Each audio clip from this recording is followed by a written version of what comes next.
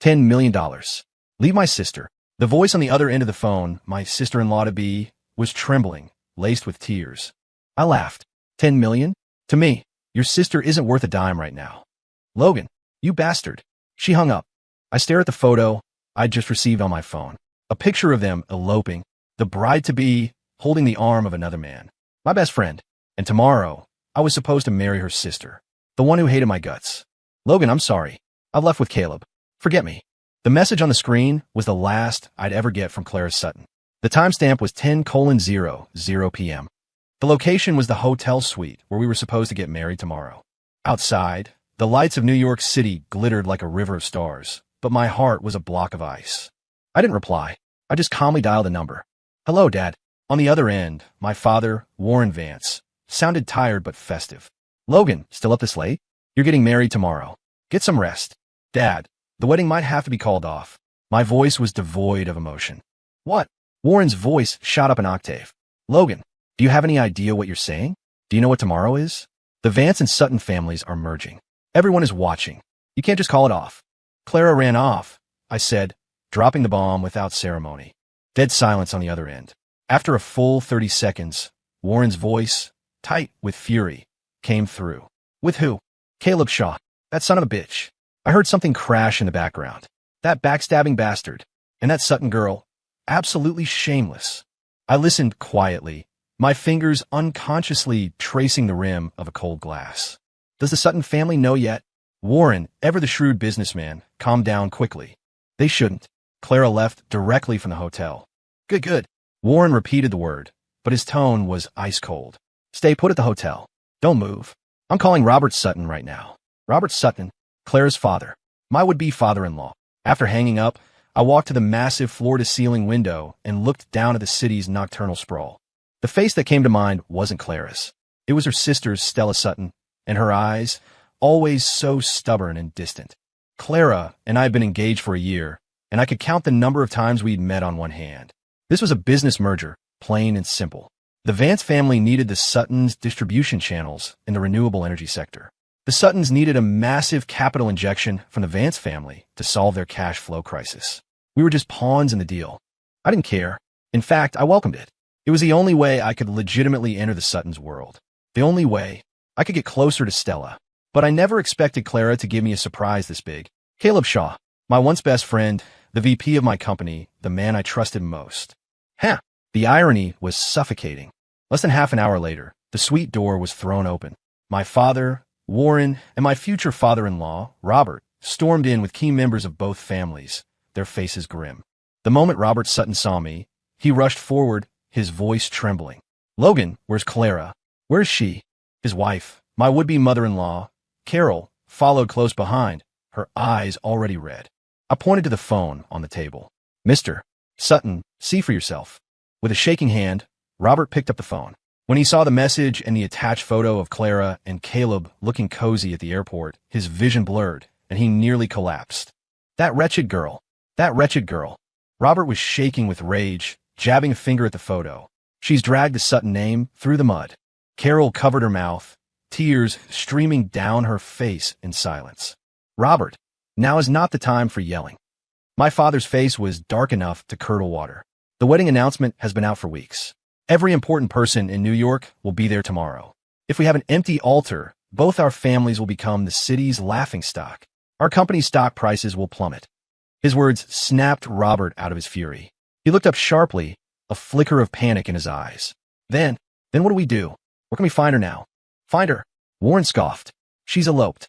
You want to drag her back now, so she can stand at the altar tomorrow with a miserable face for everyone to see? You want the whole world to know my son's wife is in love with another man. Robert was speechless, his face turning a deep shade of purple. The atmosphere in the suite was suffocating. Everyone was powerless, like ants on a hot pan. I remained silent, a cold observer. Just then, a cool, clear voice, tinged with urgency, came from the doorway. Dad, Mom, what's wrong? Where's my sister? Stella had arrived. She wore a simple white dress, her long hair loose over her shoulders. Her face was bare of makeup, yet she was so beautiful it was hard to look away. When she saw the tense standoff in the room, her lovely brows furrowed slightly, a hint of unease in her eyes. Carol grabbed her, as if she were a lifeline, sobbing uncontrollably. Stella, your sister. Your sister ran away. What? Stella's face went pale. She was clearly stunned. Ran away? Where did she go? No one answered. Robert Sutton stared at her, a strange light glinting in his eyes, like a drowning man grasping at a final piece of driftwood. He walked towards Stella, step by step, his voice hoarse but filled with an undeniable finality. Stella, from now on, you're Logan Vance's bride. Tomorrow, you will take your sister's place at the wedding. No. Stella's scream shattered the dead silence in the suite. She looked at her father in disbelief, her beautiful eyes wide with shock and resistance. Dad, are you insane? Make me marry him in my sister's place? How is that even possible? Robert's face was twisted with anger and shame. He grabbed Stella's wrist, hissing, How is it not possible?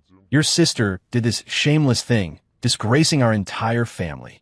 If tomorrow's wedding is canceled, the Sutton family is finished. Do you want to stand by and watch our family go bankrupt? That doesn't mean you can make me marry him. Stella struggled to pull her hand away, tears welling in her eyes. He's my brother-in-law. How could I? He's not your brother-in-law yet. Robert cut her off brutally. Once you marry him tomorrow, he will be your husband. This is final. I won't marry him. Stella defiantly lifted her chin, tears tracing paths down her cheeks. I would rather die than marry this man. She whipped her head around, glaring at me with pure hatred. Her gaze was a knife dipped in ice, plunging straight into my heart. Logan, are you satisfied now? My sister ran away, and now you're all turning on me. Do you find it amusing to play with us sisters? I looked at her tear-streaked face, my heart clenching as if squeezed by an invisible hand, the pain making it hard to breathe. I wanted to tell her, no, I never wanted to play with you. From the very beginning, all I ever wanted was you. But I couldn't say it. In this situation, any explanation would be laughably weak. My father, Warren, walked over with a frown, sizing Stella up with a critical eye before turning to me. Logan, what's your decision? All eyes in the room turned to me. Stella looked at me too, her eyes filled with hatred and something else. A plea? She was begging me to say no. I took a deep breath, met her gaze, and slowly, clearly uttered one word. I agree. When I said it, I clearly saw the last flicker of light in Stella's eyes die out. It was as if all her strength had been drained away. Her body swayed, and if Carol hadn't been holding her, she would have collapsed. You, all of you. Her lips trembled, unable to form a complete sentence. Excellent. Robert slapped his thigh, as if a great weight had been lifted. Logan, don't you worry. The Sutton family will make it up to you. Stella may be young, but she's 100 times better than that worthless sister of hers. He then turned to Stella, his tone softening slightly, but still carrying an unyielding authority. Stella, stop this tantrum. This is for the good of our family, and for you. Logan is a brilliant young man. You won't be losing out by marrying him. For my own good? Stella suddenly laughed, a laugh more painful than any cry. For my good is treating me like a piece of merchandise, a substitute, to be casually handed over to someone else? She pulled away from Carol and walked toward me, step by step, until she was so close I could smell the faint scent of gardenia in her hair. Logan Vance, you tell me, on what grounds? On what grounds do you get to destroy my sister's happiness, and now come to destroy my life? My throat felt tight. I didn't. You didn't? She interrupted with a desolate smile. Do you dare say you were good to my sister? Do you dare say you love her? You only wanted the Sutton family's connections, using her as a stepping stone to climb higher. Now that she's seen you for who you are and left with the man she loves, you're furious. So you've turned your revenge on me, right? Her every word was a needle piercing my heart. So this is who I was in her mind, a vile, shameless opportunist. I looked at her, desperately wanting to tell her everything. To tell her I agreed to the merger not for the Sutton family connections, but for her. To tell her I never loved Clara, that I wished she would just disappear. To tell her that the one I loved from the very beginning was always her, Stella Sutton. But looking into those eyes filled with hatred, I knew it was useless. She wouldn't believe me. Rather than a futile explanation, it was better to let her hate me. At least this way, she would stay by my side. I closed my eyes. When I opened them again, they were filled with cold indifference. Are you done? If you're done, go get ready. I'll see you at the city clerk's office tomorrow. 8 a.m. My coldness completely broke her. She stumbled back a step, all the color draining from her face. Logan, you're a monster. With those words, she turned and ran out of the room. Carol started to follow, but was pulled back by Robert. Let her go. Once she's had her tantrum, she'll be back. Robert snorted, then turned to my father with a smile. Warren, My apologies for this display. My youngest is just immature. I'll be sure to have a firm talk with her when we get home. Warren Vance forced a smile that didn't reach his eyes. I certainly hope so. Tomorrow is a big day for the Vance and Sutton families. I don't want any more surprises. Of course, of course. And just like that, the absurd drama concluded. The Suttons left, and my father departed with his people. Before he left, he patted my shoulder, his expression complicated. "Logan, you've been wronged." I shook my head, saying nothing. Wronged? No. Marrying her was something I had schemed for, something I had pursued relentlessly. No matter how ugly or humiliating the process, as long as the result was her, I would accept it. I just never imagined the price would be her tears and her hatred. "Stella, I'm sorry, but I have no regrets." The next morning, 8 a.m., outside the Manhattan city clerk's office. When I arrived, Stella was already there. She was wearing the same white dress from last night, with a beige trench coat over it. She stood alone on the steps, her figure so frail it looked like a gust of wind could blow her away. Her eyes were red and swollen. She had clearly cried all night. When my car pulled up, she gave it a dismissive glance before turning away, not gracing me with a single extra expression. I got out of the car and walked up to her. "Let's go." She didn't move or speak, just stared at a sycamore tree across the street like a soulless statue. I waited patiently for 2 minutes. "Stella, my time is valuable," I said coldly. "If you want the Sutton family to disappear from New York by the end of the day, feel free to keep standing here." That clearly struck a nerve. She whipped her head around to glare at me, her eyes burning with fury. "Logan, besides threatening me with my family, what else are you good for?" "Marrying you," I said, my face a mask, then grabbed her wrist. Ignoring her struggles, I dragged her inside. Throughout the entire process, she was silent, like a puppet at the mercy of its master. When it was time for the photo, the photographer smiled. "Bride and groom, a little closer, please. Smile." I pulled my lips into a smile devoid of any warmth, then put my arm around her shoulder, drawing her closer. Her body was as stiff as a board. The photographer, sensing the awkwardness, coughed and quickly snapped the picture. In the photo, my smile was fake, her face an icy mask. Holding the red marriage certificate, my heart felt no joy, only a heavy weight. Walking out of the building, the sunlight was harsh. Stella wrenched her hand from mine as if she'd touched something filthy. "We have the certificate. Are you satisfied?" she asked, looking at me coldly. "This is just a transaction between us. Outside of putting on a show for our parents, I expect you not to interfere in my life. For instance, my life, my friends, my everything," she said, enunciating each word. "And remember, I'm not Clara. Don't even think about touching me. We sleep in separate rooms." So much for her sister's nickname. The pain from last night must have been immense. "Fine," I nodded. "As long as you behave yourself and play the part of Mrs. Vance, I won't bother you." She seemed surprised that I agreed so readily, pausing for a moment. "Get in the car. The wedding is at noon. We need to go back and change." I opened the car door for her, making a gesture to enter. She hesitated before finally getting in. Back at the hotel, a team of top-tier makeup artists and stylists was waiting. Stella was pushed into a chair in front of a vanity, letting them paint her face and dress her in a custom-made, high-end wedding gown. It had originally been designed for Clara, but Stella was thinner than her sister, so it hung loosely on her. The stylist had to make emergency alterations for half an hour before it finally fit. When I emerged from the dressing room in my suit, everyone in the room gasped in awe. The Stella in the mirror was breathtakingly beautiful. The pure white lace gown clung to her slender frame, a long veil cascading down, obscuring half her face, revealing only a pair of empty, mournful eyes. She looked like a sacrifice about to be offered, beautiful, fragile, and utterly hopeless. My heart began to ache again. "Mr. Vance, Mrs. Vance, it's about time. We should head to the ballroom," the wedding planner said respectfully. I nodded, walked to Stella, and extended my hand. She stared at my hand, hesitating. I leaned in close, whispering in a voice only she could hear, "Stella, smile, or I can't guarantee Robert Sutton will see tomorrow's sunrise." Her body trembled violently. Then, she slowly raised her hand and placed it in mine. It was as cold as ice. The wedding was grand and opulent. All of New York's high society was in attendance. We walked down the aisle to the officiant's passionate speech and the guests' thunderous applause. Exchanging rings, the kiss. When my lips touched hers, I could feel her shaking. Her lips were as cold as her hands. It was a kiss devoid of any emotion, performed purely for ceremony. In the audience, my father and my father-in-law were beaming, as if the previous night's unpleasantness had vanished into thin air. They got what they wanted, a powerful alliance, their interests intertwined. And I too got what I wanted, except what I got was an empty shell, a body without a soul. Throughout the wedding, Stella was a marionette, following my instructions, smiling at guests, accepting their congratulations. She played her part so well that no one noticed anything was wrong. Only I knew what a broken, frozen heart lay hidden beneath that perfect smile.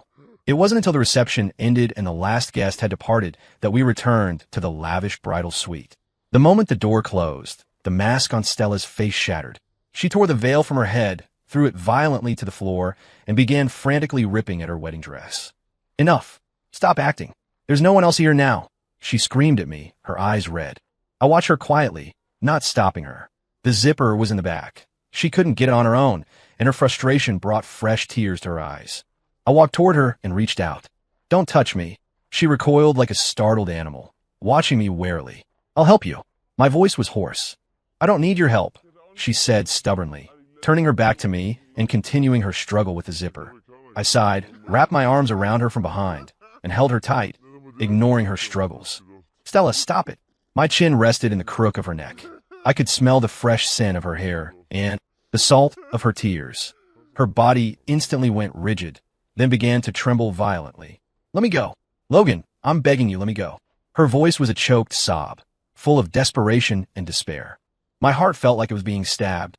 I released her, took a step back, and put distance between us. "There are clothes for you in the walk-in closet. Go change. You can have the master bedroom. I'll sleep in the guest room."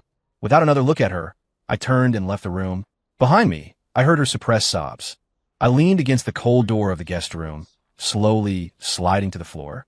I raised a hand and slapped myself across the face. "Logan Vance, you really are a bastard."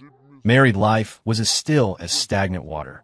We moved into a villa under the Vance family name, a place my mother had loved with a large garden. We strictly adhered to our prenuptial agreement. Separate rooms, no interference. Except for family dinners at the Vance or Sutton estates, where we had to play the part of a loving couple. We were strangers living under the same roof. She usually woke up early. By the time I was up, she had already left for her studio. She was an independent jewelry designer, moderately famous, with her own brand and studio. She came home late, sometimes after I was already asleep. We barely exchanged a few words a day. I always ate alone at the massive dining table. The sprawling villa was terrifyingly quiet. This day was a weekend, which meant it was time for our family dinner at the Vance estate. When I came downstairs, Stella was already dressed and waiting for me on the living room sofa. She wore a pale blue dress and light makeup, looking gentle and serene. "Let's go." She stood up when she saw me, her tone flat. In the car, we were silent. As we neared the estate, I suddenly spoke. "You know how to act in front of my family." She stared straight ahead and gave a cool, I parked the car, got out, walked around to the passenger side to open her door, and then naturally took her hand. She instinctively tried to pull back, but after meeting my warning glance, she complied, letting me hold it. When we walked into the living room, most of the Vance relatives were already there. My father, Warren, sat in the head seat. Seeing us walk in hand, a satisfied smile spread across his face. "Logan, Stella, come sit with me." Dad, we said it in unison. The relatives all greeted us with smiles. Don't Logan and Stella look more and more like a married couple every day? Yes, a perfect match, made in heaven. Stella maintained a polite smile, responding to each of them flawlessly. Her performance was impeccable. At the dinner table, my Aunt Brenda suddenly spoke up with a grin. "Stella, you and Logan have been married for almost a month now. Any news from that belly of yours?" Stella's hand, which was reaching for a dish, froze. The smile on her face stiffened. I squeezed her hand under the table, then smiled at my aunt. "Aunt Brenda, we can't rush these things. We want to enjoy being a couple for another year or two." "Being a couple is fine, but you should have kids early," Aunt Brenda pressed on. "Look at your father. He's waiting so eagerly for a grandchild his hair is turning white." Warren chuckled in agreement. "Your aunt is right. Logan, Stella, you two need to move on." Stella's face grew paler and paler. She shot me a pleading look. I gave her a reassuring glance and was about to intervene when my cousin Kyle, who had always resented me, spoke up in a snide tone. "Cousin, Stella, don't tell me you two are still sleeping in separate rooms." Kyle was my uncle's son and had been jealous of me since we were kids, always trying to undermine me. The moment he said it, the entire table fell silent. Everyone's eyes were on us, filled with curiosity and suspicion. My father's expression darkened. A surge of anger rose in me, and was about to lash out when Stella suddenly laughed. She affectionately linked her arm with mine, rested her head on my shoulder, and said in a flirtatious tone, "Oh, Kyle, how did you know? Logan and I made a bet. Whoever gives in first loses and has to grant the other one a wish. What do you all think I should make him promise me?" Her smile was bright, her eyes mischievous, a world away from her usual icy demeanor. Her playful, girlish act made everyone laugh. Haha, so it's just the young ones playing their games. Logan, you better step up your game. Don't lose to our Stella here. A brewing family crisis was effortlessly defused by her. I looked at her, surprised. She happened to look back at me at the same moment, a flash of pride and defiance in her eyes. It was as if she were saying, "See, I don't need you. I can handle this just fine." I had a smile. This woman was truly something else. On the drive back, the smile vanished from her face, replaced by her usual keep-your-distance mask. "Thank you for today," I said genuinely. "Don't mention it," she said, looking out the window, her tone distant. I was just fulfilling my obligation, playing the part of Mrs. Vance. After all, I don't want anything to happen to the Sutton family. Her words stung my heart again. So everything she did was for her family. It had nothing to do with me. The atmosphere in the car dropped back to freezing. Back at the villa, she was about to head straight upstairs to her room without a word. "Wait," I stopped her. She paused on the stairs and looked back at me, her eyes impatient. I took a velvet box from my pocket and held it out to her. "What is this?" she frowned. "Open it." She gave me a suspicious look, but took the box and opened it. Inside was an exquisitely designed necklace. The pendant was a star, studded with tiny diamonds that glittered under the light. It was one of her own designs, released from her studio last month. It was a limited edition of 3, priced in the 7 figures. The moment I saw it, I knew it was perfect for her.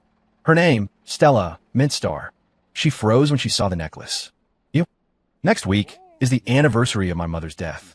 You're coming with me." "Where this?" I interrupted, my tone leaving no room for argument. She was silent for a moment, then closed the box and uttered 2 cold words. "I know." With that, she turned and went upstairs. I watched her go, a mix of emotions churning inside me. "Stella, what am I going to do with you? I thought that by tying you to my side, time would make you see my good qualities.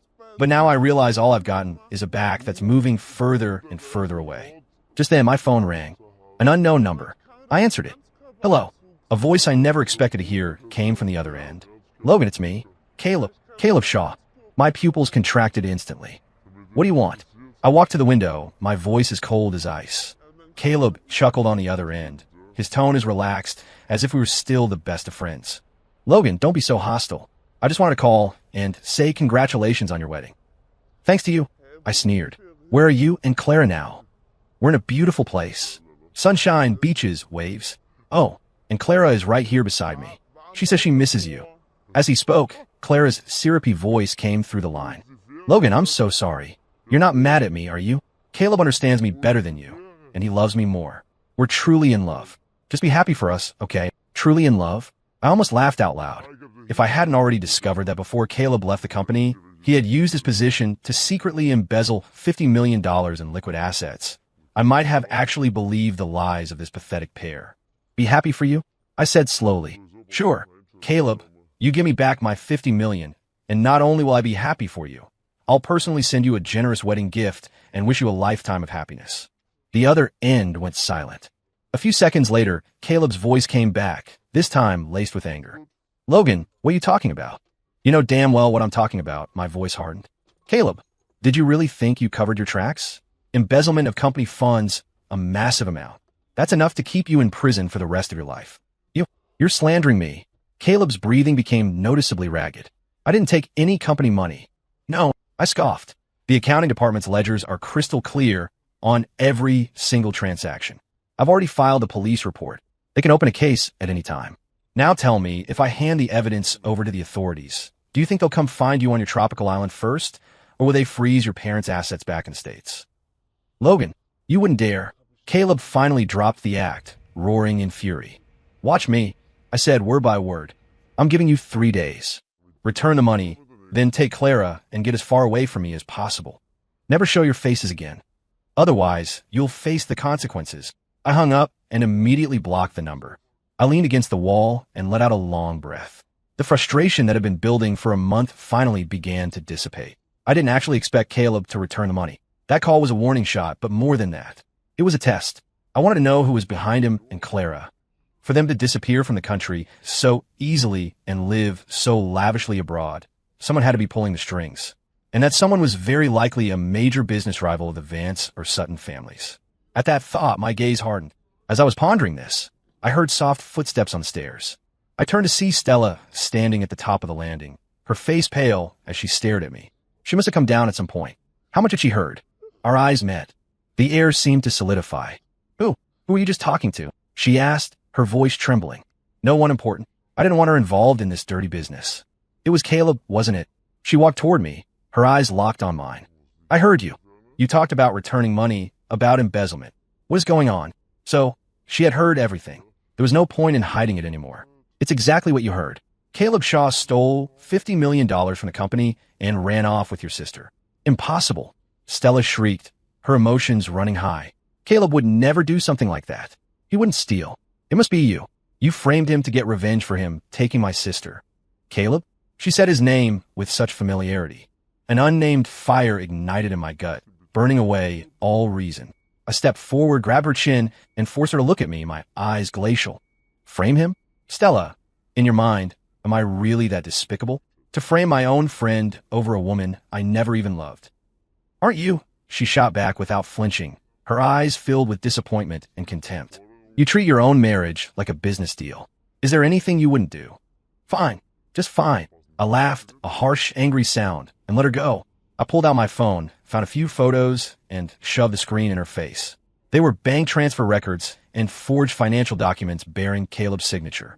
The evidence was irrefutable. See for yourself. This is the honorable, kind Caleb you're defending. Stella stared at the photos in disbelief, her body swaying. No, this can't be real. You must have forged this. Forged it. I sneered. I can hand this over to the police and the courts at any time. They'll give you an answer as to whether it's real or fake. Stella was speechless. The color drained from her face until it was as white as paper. She had always believed that her sister and Caleb were breaking free to pursue true love. She had even silently wished them well. But now, reality had delivered a brutal slap to the face. The beautiful love story she had imagined was built on a foundation of lies and betrayal from the very beginning. Why? How could this happen? She murmured, tears falling like broken pearls. Seeing her lost and broken, the anger in my heart was instantly replaced by a sharp pang of pain. I stepped forward, wanting to hold her, to comfort her. But the moment I reached out, she flinched back as if startled, looking at me as if I were a stranger. So, you marry me not just for the family merger, but for revenge, right? You get revenge on my sister, on Caleb, and while you're at it, you drag me, the clueless fool, into your scheme. Her voice was soft, but her words struck me like a sledgehammer. I didn't scheme against you, I said, looking at her, enunciating each word. My voice was hoarse from suppressing my emotions. No. Stella gave a desolate smile, tears blurring her vision and my image in her eyes. Logan, after all this, are you still going to lie to me? You knew all along that Caleb was going to embezzle the money and run. You knew my sister would go with him, so you played along, pretending to be the victim, and then you smoothly pushed me forward as a substitute, trapping me by your side. You enjoy this feeling of manipulating everyone, don't you? Watching us suffer and break our hearts over the trap you set. Does it give you a sense of accomplishment? Her accusations were soul-crushing. I opened my mouth, but any defense felt weak and pathetic. Yes, I admit I took advantage of the chaos, but I didn't do it for revenge or for sport. I just wanted her so badly. Stella, it's not what you think. I tried to take her hand. Don't touch me, she screamed, snatching her hand away as if from a venomous snake. She stumbled back, keeping a safe distance, her once clear eyes now filled with fear and disgust. Logan, you're terrifying. I used to just dislike you. Now, I'm afraid of you. With that, she turned and ran upstairs, locking herself in her room. My outstretched hand froze in midair. My heart sank to the bottom of a cold, dark pit. Terrifying? So that's what I had become to her. I let out a bitter laugh and collapsed onto the sofa. Only a single dim floor lamp was on, casting my shadow long and distorted across the room. A lonely, pathetic silhouette. I didn't go to the guest room. I sat on the sofa all night. Early the next morning, I was still bleary-eyed when I heard a door open upstairs. I immediately stood up. Stella was coming down with a small suitcase. She was dressed in a sharp business suit, her makeup perfectly applied, hiding all traces of tears and exhaustion. But the icy, unapproachable aura around her was stronger than ever. "Where are you going?" I asked, blocking her path with a frown. "A business trip," she said curtly. "Where? For how long?" "Mr. Vance." She raised her eyes to meet mine, her tone distant, even changing the way she addressed me. "I believe we had an agreement. No interference. My work schedule doesn't require your approval, does it?" Her words left me speechless. "Yes, we had that agreement, but now I regretted it." "Stella, don't be like this." My tone softened. "I was wrong last night. I shouldn't have lost my temper with you. But the thing with Caleb is true. I wasn't lying." "I know," she replied calmly, almost unnaturally so. "He deserves what's coming to him. But that's a separate issue from you using me as a pawn." "I didn't move." She cut me off coldly, unwilling to hear any more of my excuses. I stood my ground, staring at her. We were at a standoff, like two trapped animals. In the end, I was the first to yield. I stepped aside, clearing a path for her. She didn't even glance at me as she walked past, pulling her suitcase behind her. The click of her heels on the floor echoed each step, a hammer blow to my heart. The door opened, then closed. The world fell silent. I stood there for a long time. It wasn't until my phone vibrated in my pocket that I was pulled back to reality. It was my assistant, Mark Peterson. "Mr. Vance, we have an update. Caleb Shaw and Clara Sutton are in Bali. The man behind them is Victor Croft of Voyager Group." Voyager Group. Victor Croft. Just as I suspected. Croft was a new player who had risen quickly in New York's business world over the last few years. He was ruthless, ambitious, and had always seen Vance Industries as a thorn in his side, competing with us on several major projects. I never thought he would stoop to infiltrating my own company. "I see," I said, my voice cold. "Keep an eye on them. Gather all evidence of Croft's contact with Shaw, and get in touch with our people in Bali. It's time to close the net." "Understood." Hanging up, a vicious glint appeared in my eyes. "Victor Croft, Caleb Shaw, you brought this on yourselves. Don't blame me for being ruthless. As for Stella," I took out my phone and dialed another number. "Hello, I need you to find out where Stella Sutton just went. No matter where she ran, I had to know where she was. I couldn't let her get hurt again." I put down the phone and looked out the window. The sky was overcast, looking like it was about to rain. Stella had gone to a 3-day jewelry design conference in a neighboring city. Knowing where she was, I felt a sense of relief. It might be good for her to get away, to cool down. For those 3 days, I threw myself entirely into my work. The plan against Voyager Group was proceeding at full speed. Mark gave me daily updates. Victor Croft thought he was being clever, but he had no idea his every move was under my surveillance. He had transferred funds to Caleb through an offshore shell corporation as seed money to take down Vance Industries. Caleb, in turn, used that money to register an investment firm in Bali and started contacting suppliers and clients who'd had disputes with us in the past, try to poach our business. Everything was going according to my script. All I had to do was wait for them to expose more weaknesses, then deliver the fatal blow. On the evening of the third day, I had just finished a video conference when my phone rang. It was Stella. Seeing her name flash on the screen, my heart skipped a beat. It was the first time she had called me since she left. I took a deep breath to compose myself before answering. "Hello, Logan." Her voice on the other end was choked with suppressed sobs and thick with congestion. She sounded like she had a cold. My heart instantly clenched. "What's wrong? What happened?" I asked urgently. I'm stuck at the hotel. There's a massive storm. Everything's flooded, and all the flights are canceled." Her voice was full of helplessness. "I have a fever, and I feel awful." "Are you alone?" "Yeah." "Which hotel?" She gave me the name of the hotel. "Stay in your room. Don't move. I'm on my way." I hung up, grabbed my car keys, and bolted out the door. "Mr. Vance, where are you going?" "What about?" "Your dinner meeting tonight. Mark called after me. Cancel all of it." I threw the words over my shoulder as I ran into the elevator. The drive from New York to Philadelphia normally took 2 hours, but because of the storm, the highway was closed, forcing me onto local roads. The water on the roads was deep, slowing my progress to a crawl.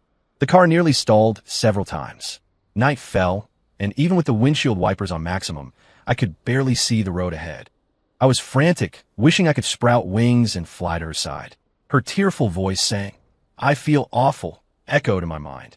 The thought of her alone in a strange hotel room, burning with fever, felt like a knife twisting in my heart. It took me nearly 4 hours to finally reach her hotel. I was soaked to the bone and a complete mess, but but I didn't bother checking in.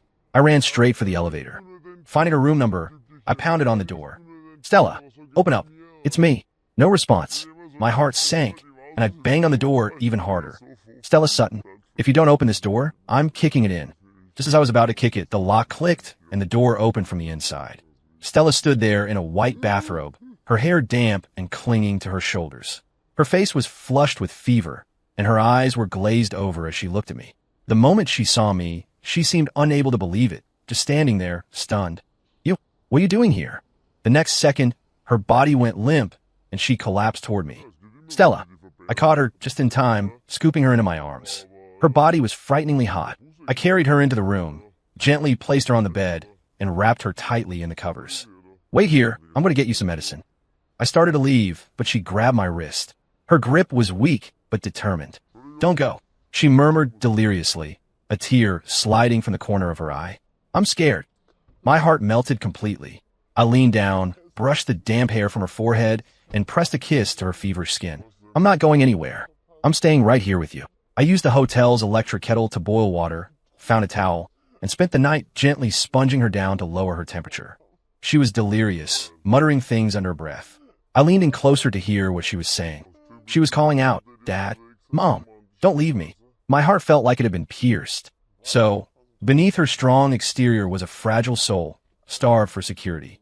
Years ago, her parents, consumed by their business, had sent her and her sister Clara to live with their grandmother in the countryside. They weren't brought back to the city until they were about to start elementary school.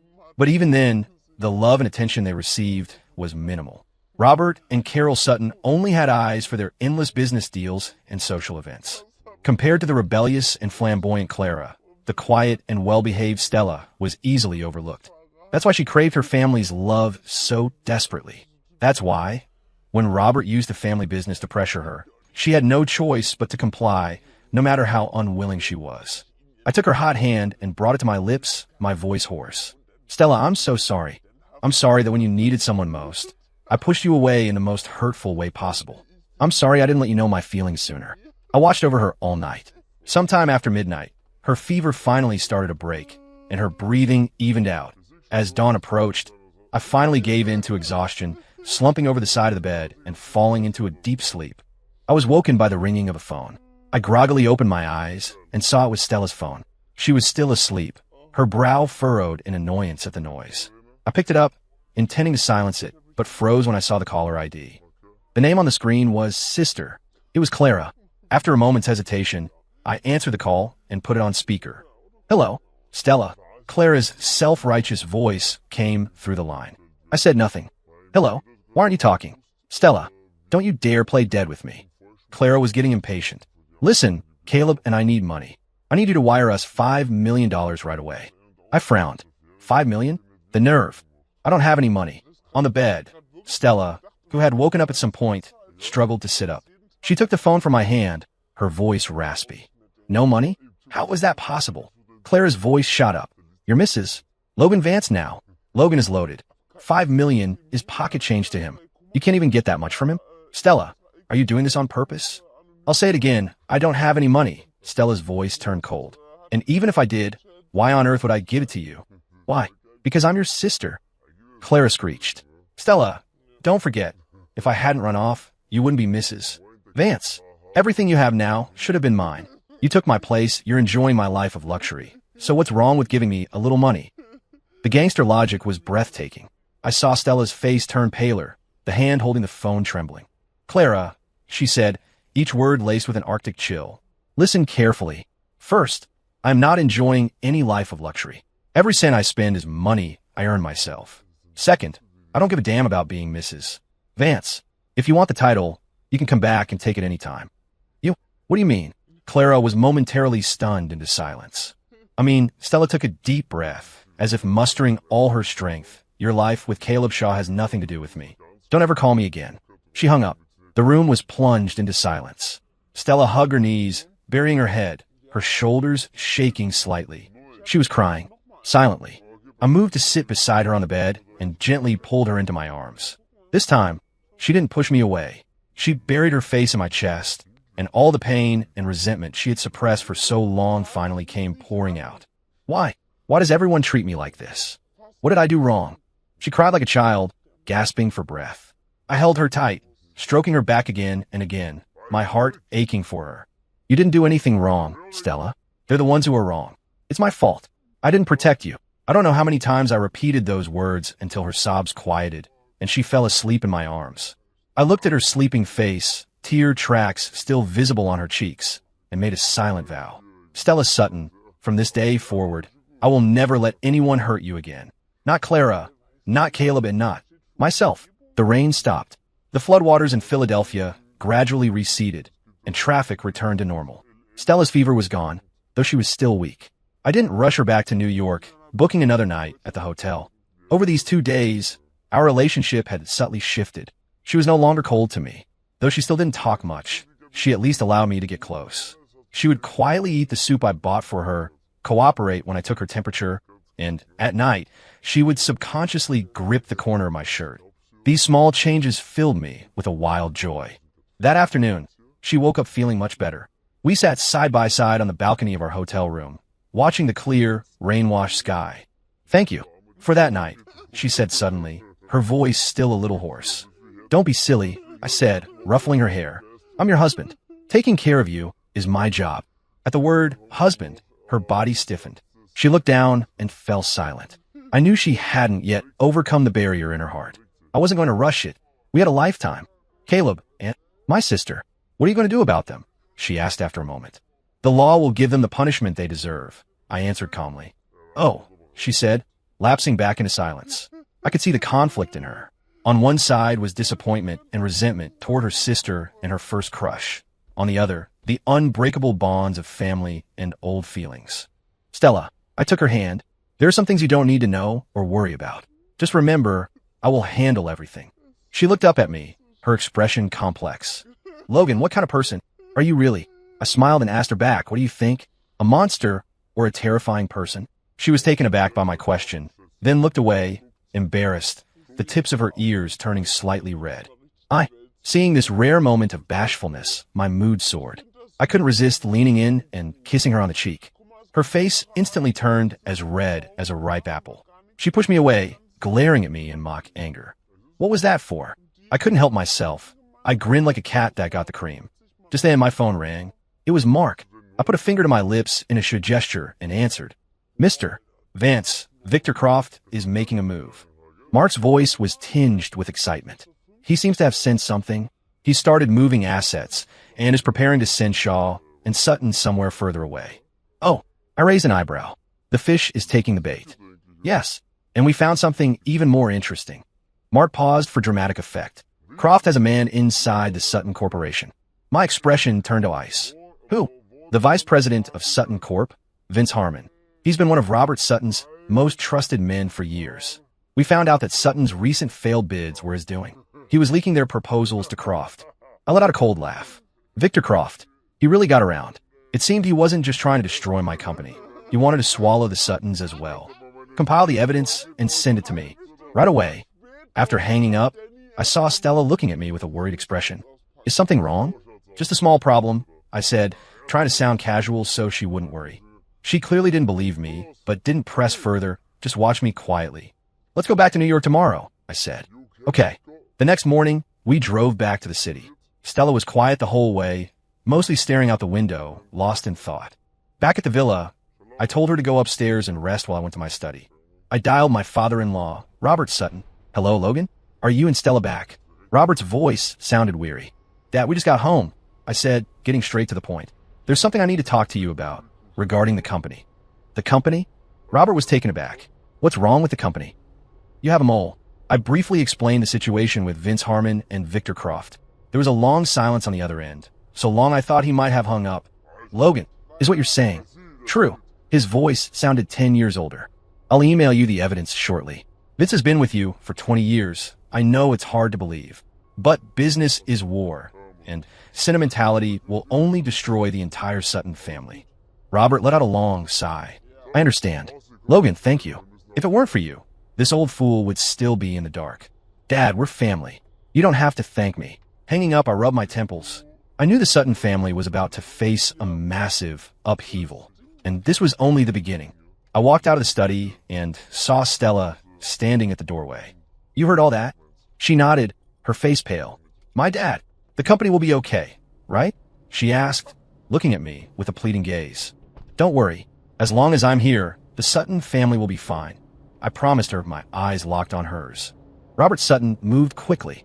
After receiving the evidence I sent, he acted decisively, using his authority to oust Vince Harmon from the company and report him to the police. Harmon's betrayal sent shockwaves through Sutton Corporation. The company's stock took a hit, falling for several consecutive days. Robert seemed to age overnight. For days, he locked himself in his office, dealing with the fallout. Carol was at home in tears, calling Stella every day, sobbing that the company was on the verge of collapse. Though Stella comforted her mother on the phone, she was clearly worried herself. I caught her staring at stock market charts on her computer several times. Don't worry, I said, wrapping my arms around her from behind and resting my chin on her shoulder. It's just a small storm. It will pass soon.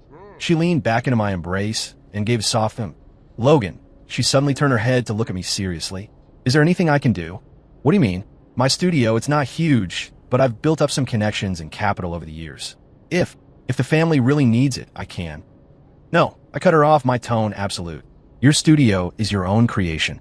It has nothing to do with the Sutton or Vance families. It belongs to you, Stella Sutton, and you alone. I cupped her face in my hands, looking into her eyes, and said, word by word, listen to me. If the sky falls, I will hold it up for you. You don't have to do anything except focus on your designs and be the carefree Mrs. Vance. That's enough. Her eyes immediately reddened. She sniffled, buried her face in my chest, and said in a muffled voice, Logan, you're so bossy. I smiled. You're just now figuring that out? The crisis didn't pass as quickly as I had imagined. After Vince Harmon's downfall, Victor Croft, instead of backing off, doubled down. He started attacking Sutton Corporation's stock like a madman, sinking money into shorting it while using the media to spread all sorts of damaging rumors. Sutton Corporation was thrown into an unprecedented crisis. Banks called in their loans, partners terminated contracts, and employees grew restless. Robert Sutton collapsed. He suffered a sudden heart attack and was rushed to the hospital. When the news broke, Sutton Corp's stock hit rock bottom. When I arrived at the hospital, Stella and Carol were waiting outside the emergency room, sobbing uncontrollably. Stella, I walked over and pulled her into my arms. She clung to me like I was a lifeline, her body trembling violently. Logan, my dad, is he going to be okay? He will be. The good ones are always looked after. I comforted her, my voice firm. Trust me. After what felt like an eternity, the ER doors finally opened. The doctor took off his mask and said, the patient is out of immediate danger, but his condition is still unstable. We need to move him to the ICU for further observation. We all breathed a collective sigh of relief. Seeing Robert on the gurney, pale and wearing an oxygen mask, Stella's tears started falling again. After getting her and her mother settled, I walked to the end of the hospital corridor and called Mark. It's time. My voice was as cold as a Siberian winter. Understood. Victor Croft, you want to play? Then let's play. I'll show you what happens when you mess with my people. The next day, a massive earthquake shook New York's business world. Vance Industries, along with several top investment firms, launched a sudden hostile takeover of Voyager Group. At the same time, evidence of Victor Croft's tax evasion, illegal fundraising, and stock market manipulation was anonymously submitted to the SEC and the FBI. Voyager Group's stock plummeted. Victor Croft himself was arrested by federal agents directly from his office. When one wall falls, everyone pushes. The same people who had once fawned over him now scrambled to distance themselves, some even kicking him while he was down. The once mighty Voyager Group collapsed and vanished within 24 hours. The news spread like wildfire throughout the city. Stella saw it all on the news. She watched the footage of a handcuffed, disheveled Victor Croft being pushed into a police car, speechless for a long time. She turned her head to look at me, her eyes filled with shock and a hint of awe. You did this. I didn't deny it.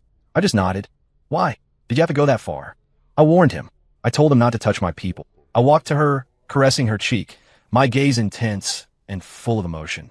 I told you if the sky falls, I will hold it up for you.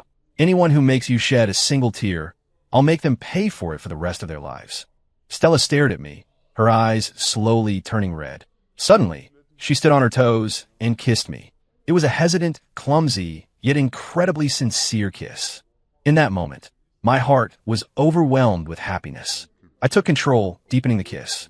Outside the window, the sun was shining brightly. Robert Sutton stayed in the hospital for a month, but was eventually discharged without any lasting complications. The crisis had made him reevaluate many things. The first thing he did upon his release was to hand over full control of the company to me. He and Carol then retired to their old country house, living a semi-reclusive life. As he put it, he'd worked hard his whole life. It was time for a rest. Under my management, Sutton Corporation quickly recovered and, through deep integration with Vance Industries, found new life. Everything was moving in the right direction. My relationship with Stella, after that embrace in the hospital corridor and that hesitant kiss, had progressed by leaps and bounds. We no longer slept in separate rooms. She started acting like a wife, laying out my breakfast and tie every morning and greeting me with a warm hug when I came home from work. We would visit her parents on weekends or spend the entire day curled up on the sofa watching movies. The smiles on her face grew more frequent, genuine, radiant smiles that came from the heart. I would often find myself just watching her smile for long stretches, thinking that my life was complete. One day, I was in a board meeting when I got a call from my contact in Bali. "Mr. Vance, we have Caleb Shaw and Clara Sutton." "Good," I said, unsurprised. With Victor Croft's downfall, they were cornered rats. Without funding, they couldn't get far abroad. It was only a matter of time. "What are your instructions?" "Bring them back." "Understood." I hung up and continued with the meeting, but my mind was already on how I would tell Stella. That evening, I came home to a lavish dinner spread on the table. "What's the special occasion?" I asked with a smile, hugging her from behind and planting a kiss on her cheek. "A celebration for you landing another huge deal, Mr. CO," she said, playfully pinching my cheek, her eyes sparkling. After dinner, we snuggled on the sofa. After much hesitation, I finally brought it up. "Stella, there's something I need to tell you." "What is it?" She was curled up against me like a contented cat. "Caleb Shaw and Clara Sutton. They've been brought back." Her body instantly stiffened. I felt her tension and tightened my arms around her, holding her closer. "Where? Where are they now?" she asked in a low voice. "At the police station. Embezzlement of a significant amount. Caleb is facing at least 10 years. Clara was an accomplice. She won't get off easy." I stated the facts calmly. She fell silent. After a long while, she looked up at me and said softly, "Logan, I want to see them." "Okay," I nodded. "I'll go with you." The next day, through my arrangements, we met Caleb and Clara in an interview room at the police station. In just a few short months, they both looked like different people. Caleb was rail-thin and haggard, his eyes cloudy with despair, all of his former confidence gone. Clara was even worse for wear. Her hair was dry and yellowed, her skin rough. Dressed in a prison jumpsuit, she glared at us with eyes full of jealousy and venom. "Stella." The moment she saw her immaculately dressed sister, she lunged forward, only to be restrained by an officer. "You bitch! How dare you show your face?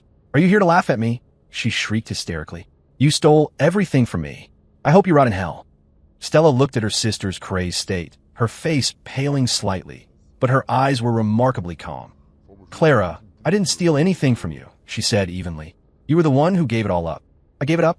If it weren't for you, you little homewrecker, seducing Logan, would he have treated me this way?" Clara blamed everyone but herself. "Clara, that's enough." Caleb, who had been silent until now, finally spoke. He looked at Clara with disgust and regret in his eyes. "Even now, you still don't get it? I was the one who lost my mind. I'm the one who wronged Logan, who wronged Stella. It was all my fault. It has nothing to do with anyone else." He turned to me and suddenly dropped to his knees. "Logan, my friend, I'm so sorry. Send me to prison. I deserve it. But I'm begging you, let Clara go. She was just confused. I tricked her into it. Even at a time like this, he was still protecting her. I didn't know whether to call him devoted or just plain stupid." Clara stared at Caleb kneeling on the floor, stunned. Stella's eyes turned red. She looked at the pathetic pair before her. One, the sister she once loved deeply. The other, the man she once admired. Now all she felt was an endless sense of sorrow and pity. She took a deep breath, walked forward, and said to Caleb, "Get up, Caleb. You didn't wrong me. The only person you wronged is yourself." Then she turned to Clara. "Clara, I don't know what misunderstanding you have about Logan, but from the beginning to the end, he never did anything to wrong you. The marriage merger was his idea, but that was under pressure from our parents. He never loved you, just like I never loved Caleb." Her words left both Caleb and Clara dumbfounded. We were all living in our own fantasies, thinking we were part of some grand love story. In reality, it was just a self-deceiving joke. It's time to wake up now. After saying this, Stella looked as if a great weight had been lifted from her shoulders. She turned, walked back to me, and took my hand. Logan, let's go. I nodded, and holding her hand, I walked out of that oppressive room. Behind us, we could hear Clara's heart-wrenching sobs. But that had nothing to do with us anymore. Outside the police station, the sunlight was dazzling. Stella looked up at the sky, let out a long, slow breath, and a relieved smile spread across her face. It's all over, she said. Yes, it's all over, I said, squeezing her hand. On the way back, she leaned her head on my shoulder and fell asleep. Looking at her peaceful face, my heart filled with a soft tenderness. Back home, I carried her to our room and let her rest. I went to the study alone and stood before the large French windows, looking out at the garden. The gardener had done a wonderful job. Roses of all colors were in full bloom. It had been my mother's favorite place. I thought, if she could see how happy I am now, she would be overjoyed. My phone vibrated in my pocket. I took it out. It was a text message from an unknown number. Mr. Vance, this is Clara Sutton. I know what I did is unforgivable. But before I go to prison, can I ask you for one thing? I frowned and replied with a single word. What? A new message came almost immediately. I know you never loved me. The only reason you agreed to the marriage merger was for Stella, wasn't it? My pupils contracted. Before our engagement, I was in your study once and accidentally found a sketchbook. It was filled with sketches of Stella, from when she was a teenager to her 20s, all different versions of her. That's when I knew how deep your feelings for her were. I was so jealous and scared. I was afraid you would actually get together with her, so I agreed to Caleb's plan to elope. I thought if I left, the merger would be off and you would never have a chance to get close to her again. But I never imagined my parents would be so heartless as to make Stella marry you in my place. And I never knew Caleb was just using me from the start. Logan, I lost. I lost completely. I'm not asking for your forgiveness. I'm only asking you to treat Stella well. She's a good girl. She deserves the best in the world. Please, you have to make her happy. I stared at the long message, silent for a long time. So that was it. Clara had known my secret all along. That's why she left so decisively. The strange twists of fate in this world were truly laughable. I deleted all the messages and walked out of the study. In the bedroom, Stella was awake. She was sitting at her vanity, staring at something. I walked over and saw that it was a very old sketchbook. It was the one I had treasured for years, the one filled with drawings of her. She must have found it somewhere. When did you wake up? I asked, feeling a little guilty. She didn't answer, just looked up at me, her eyes red. Logan, are all of these drawings? Of me? Yes. I walked behind her, wrapped my arms around her, and admitted it freely. When did you start? A long time ago. So long. I can't even remember. The first time I saw her was at an art exhibit. She was only 16, wearing a white dress, standing transfixed before a Monet painting of water lilies. Sunlight streamed through the window, bathing her in a golden halo. In that instant, my entire world faded to gray, and only she remained. Later, I found out she was the overlooked younger daughter of the Sutton family. To get closer to her, I started paying attention to the Suttons, planning collaborations with their company. I even agreed to that absurd marriage merger. All my love for her was poured into the sketchbook. I thought the secret would die with me. I never imagined she would discover it like this. Stella turned the pages one by one, tears falling like broken pearls, soaking the paper. Logan, you big idiot, she said through her sobs, turning around to playfully hit my chest. I let her, smiling as I took her hands and pulled her into a tight embrace. Yes, I'm an idiot. A big idiot who has loved you for many, many years. She stopped struggling, burying her face in my chest, and crying even harder. Her sobs were a mixture of grievance and relief, but mostly the joy of something lost and found again. After a long time, she looked up at me, her face tear-streaked. Logan, I once asked you what kind of person you are. Now I know. You're a big liar who stole my heart, and then pretended to be innocent. I leaned down and kissed the tears from the corners of her eyes. Well then, Mrs. Vance, are you willing to be fooled by this big liar for the rest of your life? She laughed through her tears, stood on her toes, and pressed a firm, deliberate kiss on my lips. I am.